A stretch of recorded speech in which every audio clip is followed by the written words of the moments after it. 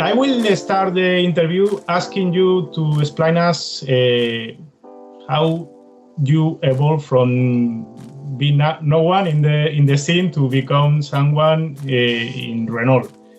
All your career, but in a short time, if you can. Yeah, basically, I graduated Art Center College of Design in 1989 in California, where I did all my studies. I've been there about 6 years. I had a stage in an American company for about 6 months. After my graduation, I was hired at Fiat.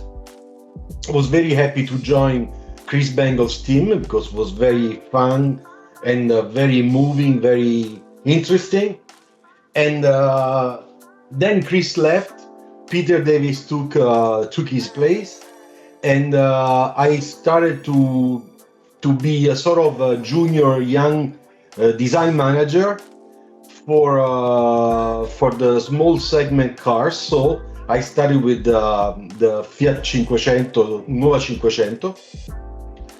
And then from there on, I did all the restylings because the car was already in production with the design that was between Ermanno Cressoni, our fantastic architect, more a father than a real boss, but fantastic person that sadly it's years that he's not with us anymore, and also from and then completed by other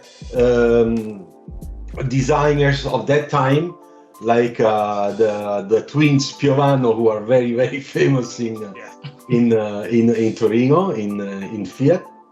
And then I started moving from there, and after 11 years of Fiat and few very nice projects that really touched my heart in terms of experience, human experience, and also as a designer manager. I also taught at car design school for about 11 years. So during this period in Fiat, and I was at Art Center Europe as a teacher for 4 years. Istituto d'Arte Applicate Design before that became a university. So in a very early stage, for a couple of years, I was giving evening classes. And then I left those two schools, and I got consecrated completely to the new transportation design department of Istituto Europeo di Design in Torino. Istituto Europeo di Design opened up the department with me, so I became the chair and one of the teachers. I had a team of 6 teachers, all internationals. I was the only Italian for a good period of time. And we were all coming from international schools. I didn't want to have anybody from Italian schools or European traditional schools because it was the moment, really, the period to inject a new way of teaching, a new method, which was more American or Anglo-Saxon than Italian. It was, to me, a little bit too traditional. And then we tried to put in that method a lot of Italian culture in terms of what does it mean to be functional, so to do good design, but also what it means to be very emotional, which is something that comes a lot from the American designers from the 50s and the 60s, which were my teachers at the end when I was in school. So after all that, I had this great opportunity with Renault. And since then, my career took another step, much more important. And so I left Mamma Fiat, which is considered for me like a mother. Yeah. You know, the whole environment, in Fiat, the good things that you can make mistakes. It's not that bad. It's a great place where you can learn, at least at that time. Now, to be honest, I don't know anything about today's Fiat or the other brands that are Italian. I know the new design Fiat director and Alfa Romeo because they were 2 of my ex-colleagues for the past 15, 20 years, and they are great people. So I know that the design centers now are in good hands. But at that time, you could have lots of initiative. You were really free to exercise your creativity and also to exercise your intuition in terms of management. And in this, I had to say that Chris Bengal gave me a lot of inspiration. A part of the inspiration comes from Chris, another inspiration comes from my father, who has been a great manager in a different domain, but dynamics in management are very similar. Yeah. So you can change field, but when you talk about planning priorities and tactic and strategies, they are not really very different. And all that helped me out to get into Renault and start becoming a manager. Today I am a senior manager. Some years went by meanwhile. And also because I could not teach anymore, I started online, in a way, teaching online with my website, lucianobove.com. And then YouTube arrived, so I went on the platform. Yeah. And today, Facebook, but mainly I would say Instagram and YouTube. YouTube is something that I keep freshly updated every week. I have some lives with people, young people, because the thing of sharing, what I can share, of course, without respecting the ethic and what it's normal from a professional point of view. It's something that not many people do. And something that I like very much too. So you are in my YouTube studio, I would say. It is my studio, but it's in the YouTube configuration. So I have several cameras in front of me, microphone on the right, and stuff. And that's how I end up in Renault, where I did a very interesting project that people can Google my name and find very easily. You are now a manager, but do you still draw something, or you manage the team to? I have to say that in Renault, it's very different from the way I used to be a young manager in Fiat. In Fiat, we have to see also the historical period. Okay, when I was in Fiat, Fiat Design Center, first with Chris, then with Peter, and then with the other that came after, became how can I say? Started to put more money in developing a design center in the real sense, So the studios, and this was the first thing that Chris made to make sure that we could move out of where we were before, which was not very, I would say, very design, compared to the international design centers already at that time. And we moved into the new studios that were a huge room where we start having each one of us our island, designer's island with all the tools and stuff. There were no many computers at that time because it was not yet the time of computers, but we finally had our space. And it was an open space, so very American style of working all together. It was very nice. You could make a lot of fun, jokes, work hard, get pissed, whatever. And then we had a very nice meeting room with all glasses, so sort of transparent, very big, very nice. So that was the start. Then new designers came out because teaching at school in Italy provoked that I was trying to push for our best students. Yeah. And Fiat, I have to say, that made an incredible efforts in sponsorizing, giving money to make projects with the brand. And then I used to, as a school manager, I used to go and search for suppliers like PPG, Stola at that time to make the models and get the logos. And then Auto and Design with Fulvio Cinti gave us an incredible hand, giving us publicity with interviews, photos. So all that gave a great contribution in growing up the team of designers. So we started growing up young designers. We were getting a little bit older, so we were in our 30, 35. Yeah. And we started having a new layer of young designers. And with those young designers, ex-students of mine, I had the pleasure to make the Fiat Seicento, because that was the first project where I was a real design manager with designers. And it's true that at that time I was still sketching because I was very young.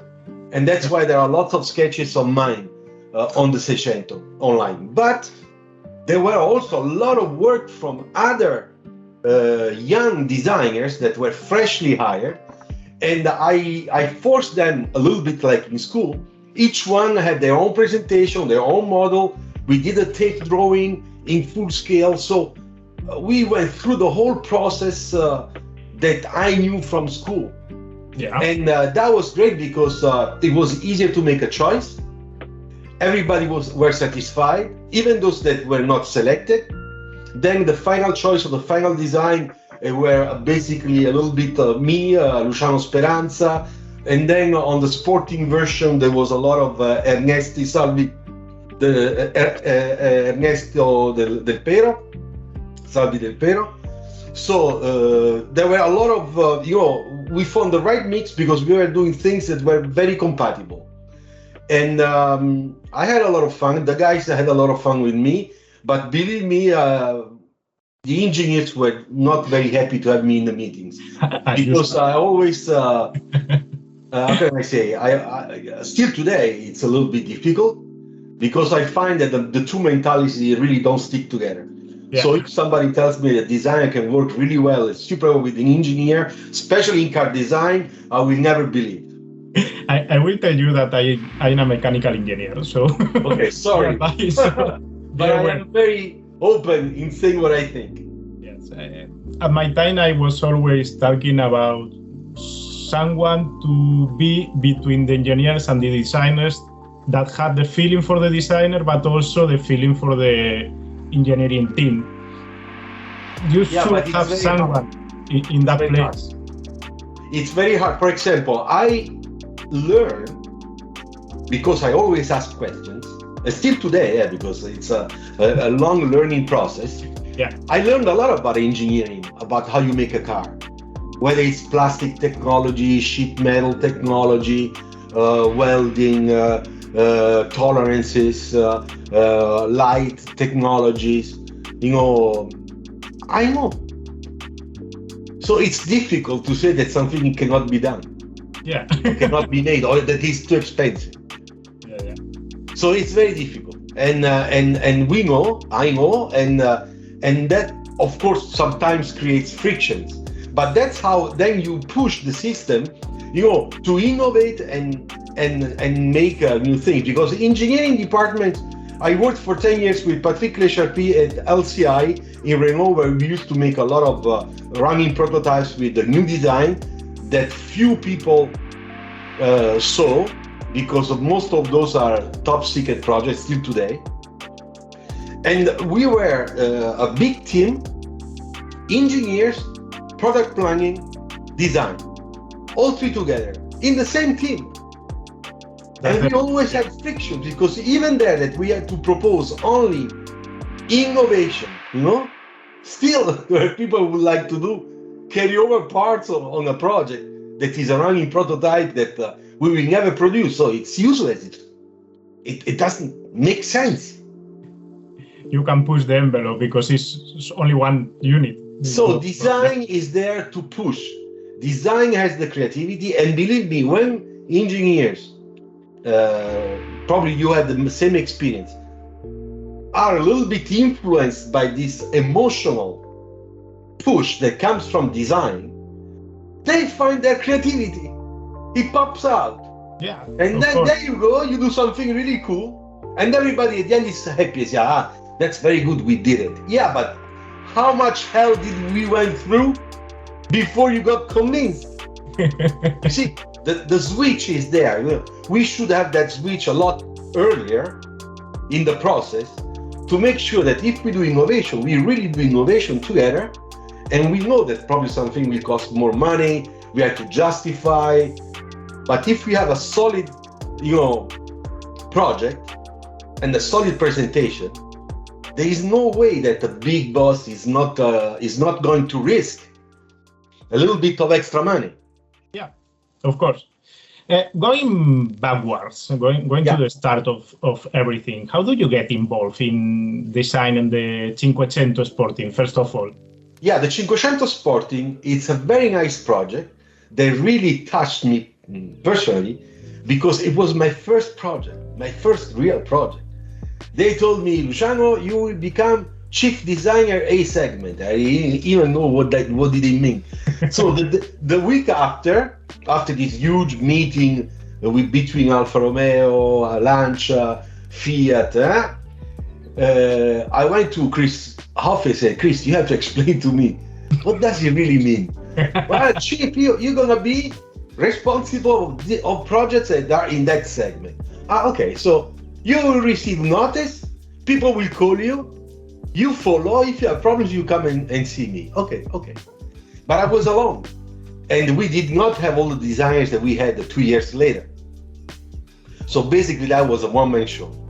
And to be honest, in one-man show, I feel pretty comfortable, even when I make mistakes, because everybody makes mistakes or when I have doubts. So the Fiat Cinquecento Sporting was the first opportunity project that then came across between Chris and Peter.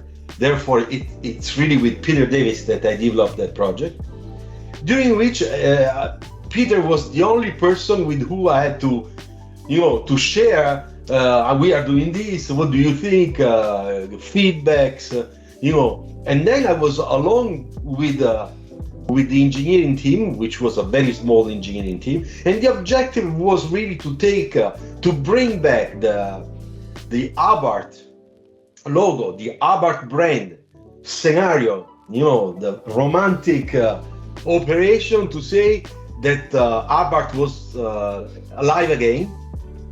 And so we were gonna do it the old way, like the old Cinquecento of the 50s, the 60s, where they would rework the car with an Abarth engine, and then there was always a Fiat Cinquecento, but completely tuned up. But we had to do a tune-up that was a more contemporary and modern, and not a vulgar copy of the past. So the design of the Cinquecento, the Nuova Cinquecento, was different already, was more boxy. And then we had the engine, and then we started with a sort of a soft restyling, interior and exterior, mainly in interior, as you know, because textile, little accessories, a new central console where we could, at that time, there was the fashion was very trendy to have the spot for the coins. Yeah. So we were doing all that stuff.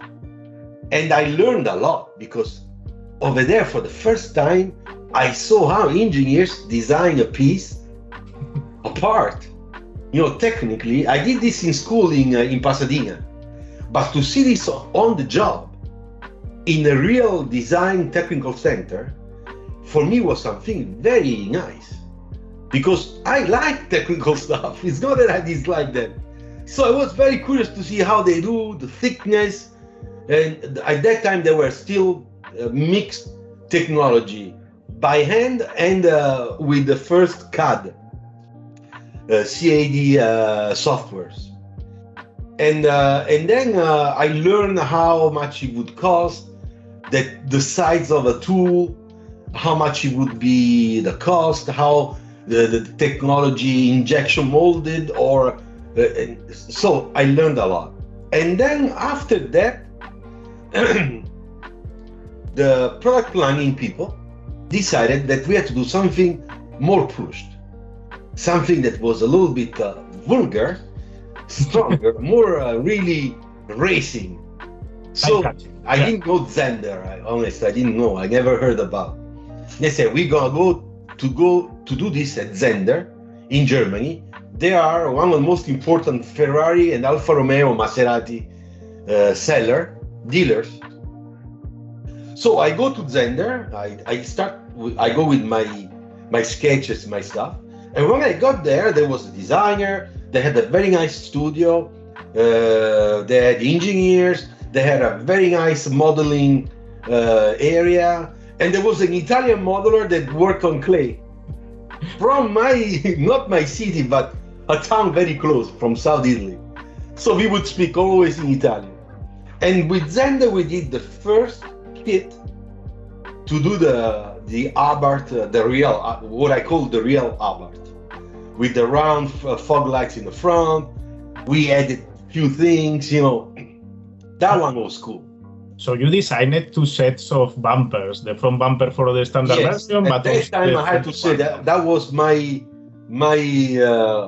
art operation, hoping that really people liked it, knowing that in England there was born recently a club fan of the nuovo Cinquecento Sporting. Yeah. So one question that I have, we already don't cover it yet. The base Cinquecento was designed by Hermano Cresoni. Yes. So you started with the body cell of Hermano Cresoni, and then you decided to change the front bumper, rear bumper, and that's because you don't have any other budget to still keep pushing to change anything else. Yeah, exactly. That will be the next step when we go to the Seicento. I'll explain to you the similarities between the two projects. But on the nuovo Cinquecento, the only thing we could have changed were little things on the front bumper. The front bumper, we could add the little color stripe, in 3D that at that time was in plastic. Yeah. It was also injection molding, and some makeup in the interior. Also the seats as well. Yes. The seats were I think they were Recaro style. Yeah. Yeah, I remember. But they were, and also the seat belt. Because they were crossing seat belts for racing. And that was, let's say, the operation at the first time. When they saw that everything was going really well, that people were everybody were talking about it, and people were buying it. So they said, you know what? We should redo this operation again. Then the Fiat Seicento arrives. And Cantarella, who was our CEO at that time, he said, we have to do a new car.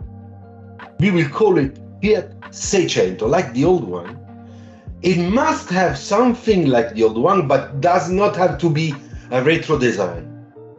But I think always about elliptical front light. That's the only thing he always kept on saying. But we're gonna do this in a wise way because we don't have money to do it. As always, so we did the Fiat Nuova Cinquecento. We will keep all the glass area. We will keep, we change the exterior metal body, but we keep the top of the Nuova Cinquecento. We change the bumpers. But everything else is the Nuova Cinquecento, so it's a full carryover almost. If you can save the process of welding in the facility, no? Yeah. Then we will earn more money, and that's what we did. So all the cut lines of the back of the Seicento, that is a double S. Before it was stronger, but it was not respecting how you move with the how do you call it in English? The welding machine.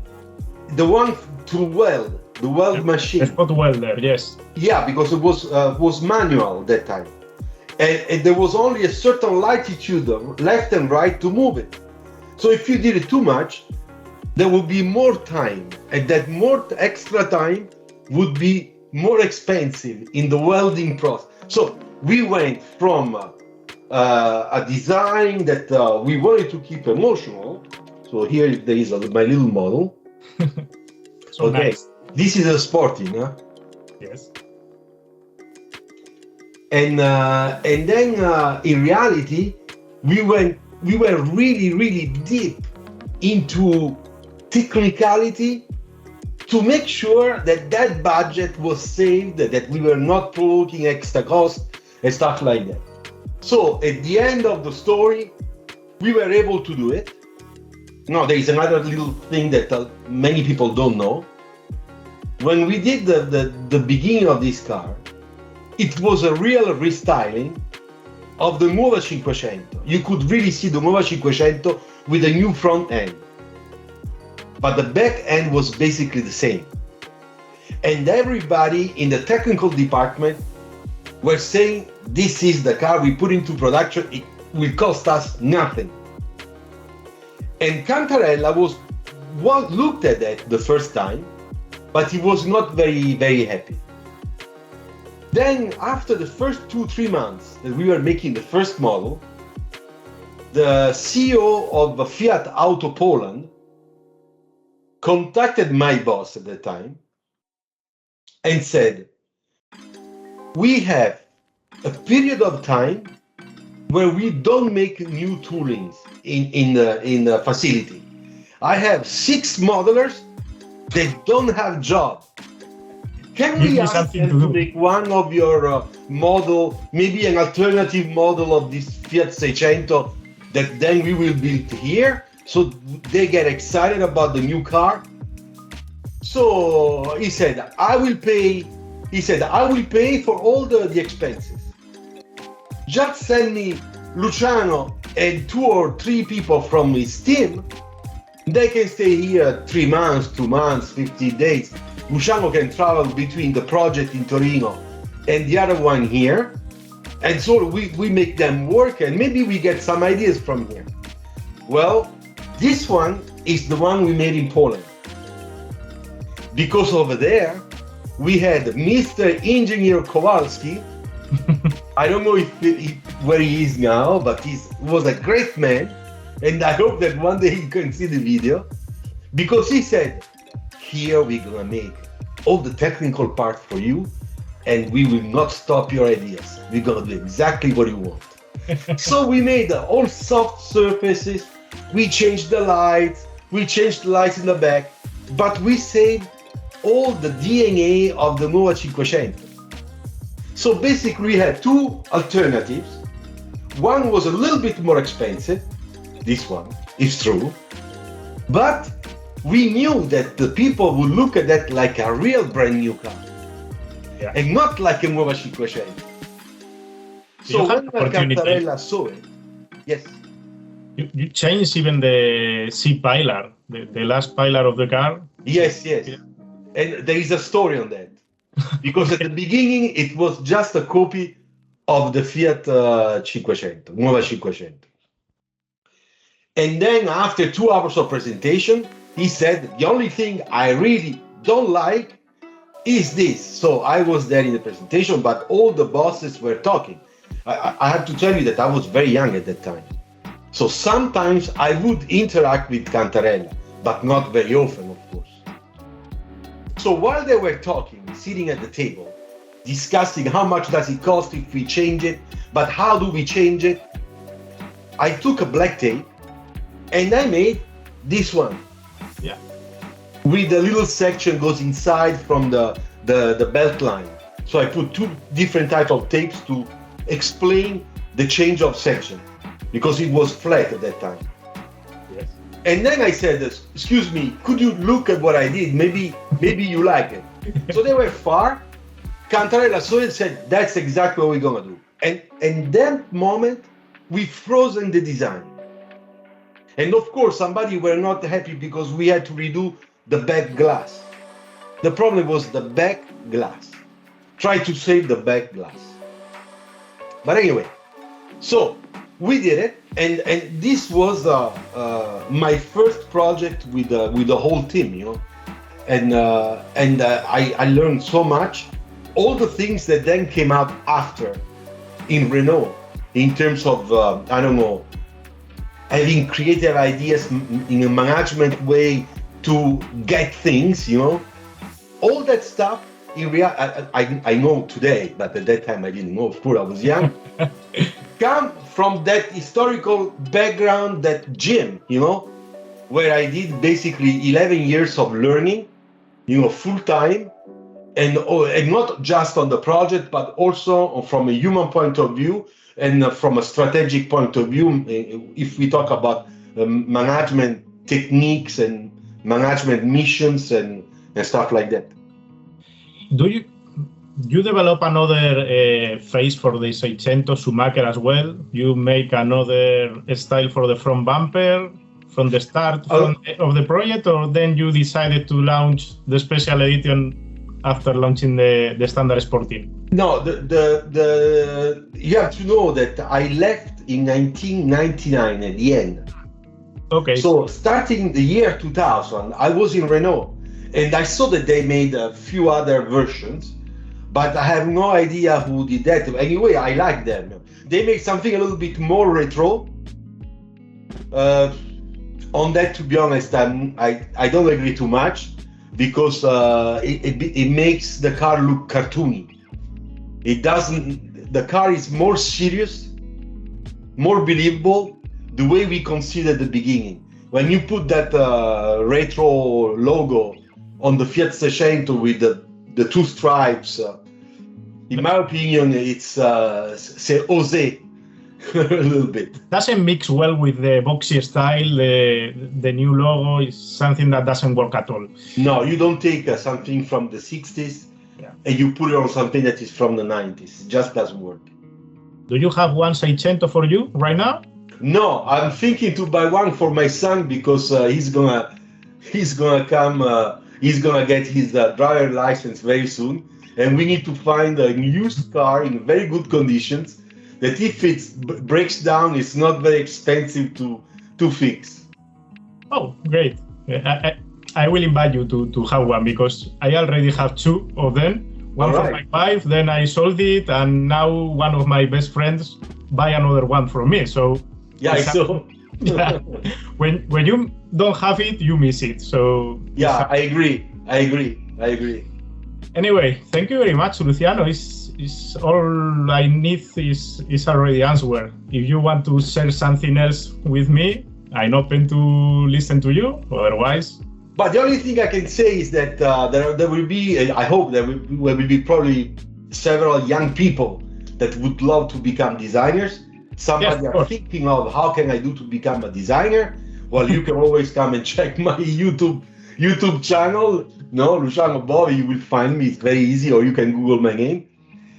But one thing I want to say to everybody is don't stop thinking that it cannot happen to you, because it can happen to you. Of course, you have to put lots of hard work, because if you don't work hard, especially in design, you don't go anywhere, because our sketches, our design, our illustrations, the way we present them is the proof that we have a value on the market. If you don't have that, or if that is mediocre, just average, you won't get in, because our department, our field, it's really highly competitive. So this is something people must understand. There is competition in design. So I know that a lot of people come from a public school and they say, yeah, but that's not saying it's bad. Not true. It's good if you do it correctly, because it really pushes you to go to the extra, to make extra steps and find extra limits of what you can offer. So find a good design school. Don't go to engineering and after make a master, because that's exactly what you don't have to do. It's very rare that somebody hires a student with a master in transportation design after 5 years of engineering, because the portfolio won't be at the level. So you spend money for nothing. And I know that probably I'm making some people from schools as the enemy. I don't care. But the most important thing is that if you want to do a master in car design, whether you are already a designer, you feel that you have to do something extra. In that case, the master is fundamental. If you are a product designer and you want to learn about car design that is more complicated, you should go for a master. If you are an architect and you want to learn how to use your creativity and exercise in the automotive design, you can go and get a master. But if you're an engineer, you are too far, because it starts from the mental approach. That's my opinion, of course. No, you're right. We are too practical to change our minds in order to become a designer, because we always have some kind of limits in our heads, thinking about what can be done and what cannot be done. A designer starts from an open mind and then go to the problem. We start with the problem and then it's I would more say difficult. that's you explained really well, because that's exactly the limit, in my opinion, that you engineers put to yourself, simply because starting from school, that's how engineering is taught. But Solving problems, yes. I always say, break the rules. Break the rules. Sometimes I have students on my online course, because I teach online to sketch. I prepare people that then will be admitted to school or to masters. And I always say, break the rules. And some of them are from art school that are public. And their teachers are mad, because they are trying something different with I don't know, with markers or with and I say, don't care, don't show him. Do it for yourself. Make the experience. Then if you don't like it, okay, put it on the side. But don't stop yourself from exploring. Because that's the best way to do problem solving, to do it well, and to gain experience, so that in one situation or in another situation, you will know exactly what strategy to apply. Nice. I have one question for you. Yeah. You have a lot of people that you have already taught in your career. Yes. But I have the feeling that few of them can find a place to work designing cars, because there are so little opportunities to become a professional car designer. It's true. Versus 100 people each year going to the master school, to the design school. It's something that stops you to try, because, as you say, it's something that is very competitive. It's hard to... No, but what I say always to everybody, there are two things that are very important. They are very true, okay? First of all, in the last 20 years, because I look at design schools a lot, because I am always, there's this feeling, that I check what they do. And also the new ones, China, India. Now I know that in Malaysia, there is universities trying to do car design too. So I look what's going on, and I check also how those schools are acting in order to get students. I'll give you an example. When I was the chair of transportation design department in Instituto Europeo di Design until 1999, the end, we had a close number of 25 students each year. Is the cap. Yeah, No more than that. Sometimes we had 23 or 22. Then those were the people that would enter the first year. After the first year, 2 or 3 left. Yeah. One was flanked by me, means that I gave really bad notes, he could not continue, or he had to repeat the year, so they go away. So what it's remaining until the end are really the ones that are strongly motivated, they are the best ones, and they still move on because they have the quality to pass the exam, that level. And we were very demanding, because I told my teachers, that were my friends, all of us went to schools like Art Center. We know what it means. How you have to be disciplined, severe, make fun, but still, I want you to do the same thing here. We all do the same thing here. So it was tough. When you get that group of people to the last year, it's normal that you have, on 20 people, you have 3 that are really the best ones. Then you have 5 that are very good. So you will already have 8 people. Then you have other 5 that are, they could be there, but they are not quite there, even if they put a lots of effort, Okay, and then you have others, so we are 5, 10, 13, we still have 5 or 6 that will not make it.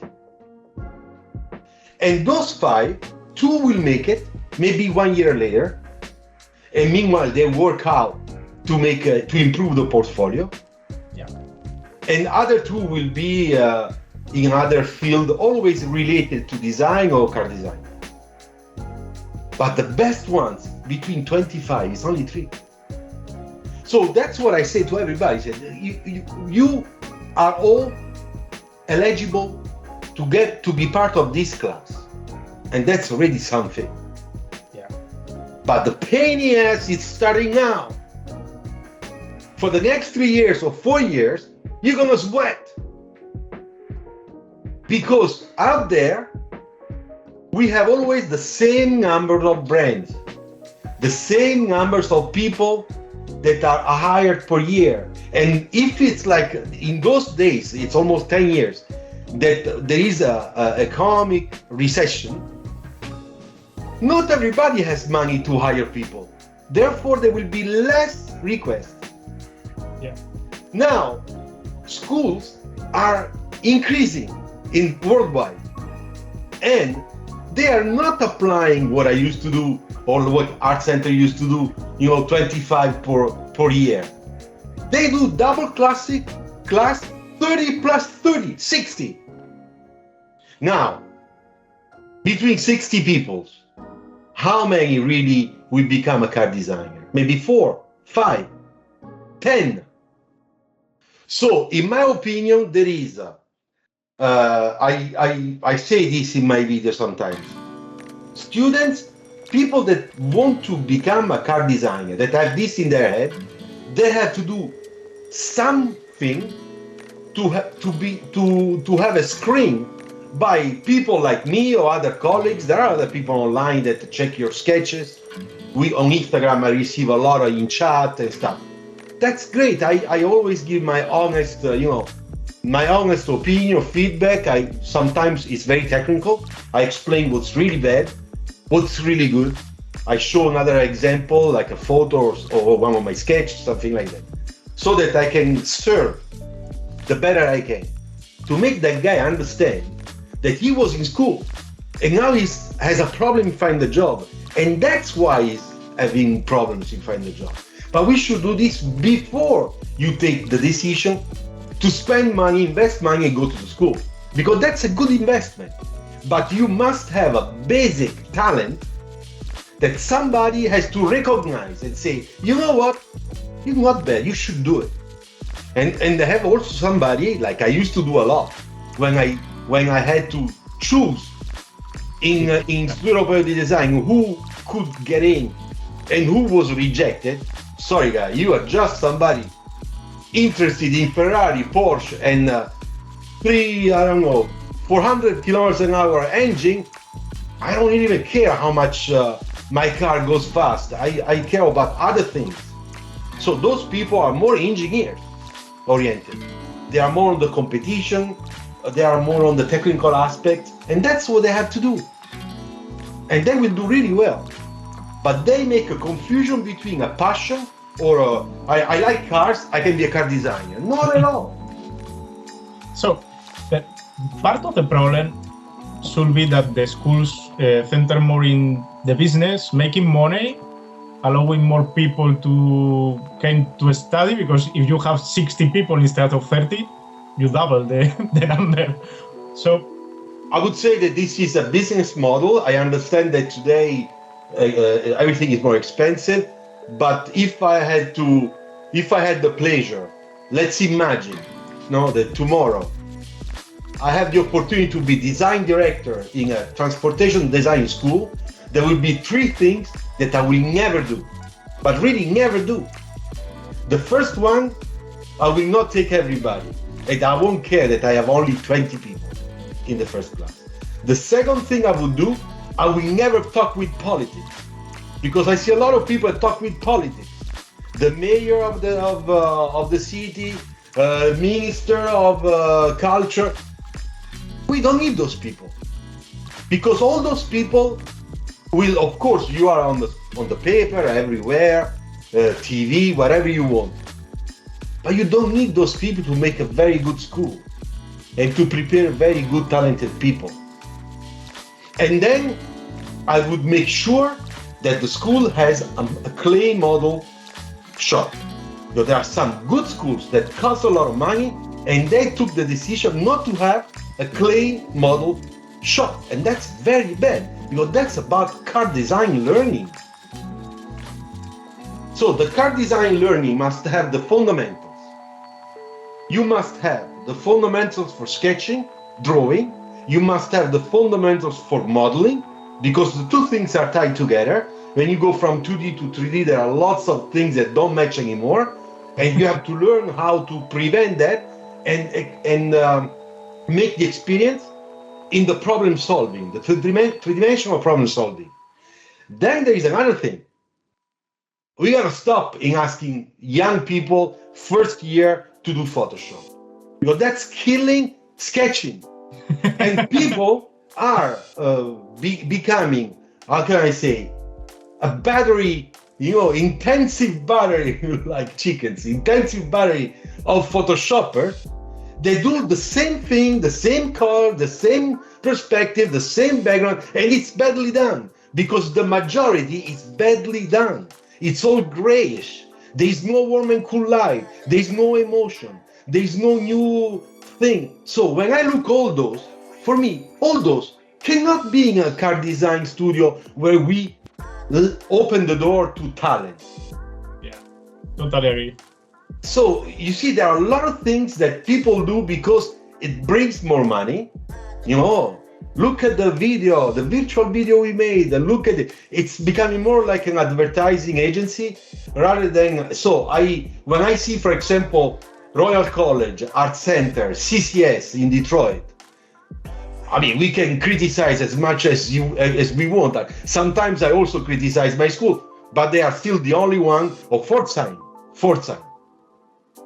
Sorry, I forgot Pforzheim. Or Umeå, University in Sweden. Those people are serious. There you find the right fundamentals. Whether it's for a master, like in Umeå, or the bachelor program, like in Art Center, in CCS, in Pforzheim, and some other schools. Thank you very much for your great advice. I think it will be extremely helpful for people that are dreaming to become a car designer. Anyway, Luciano, it's a great pleasure. For me as well. I wish you enjoy the time, and I will share the video as soon as we have finished it.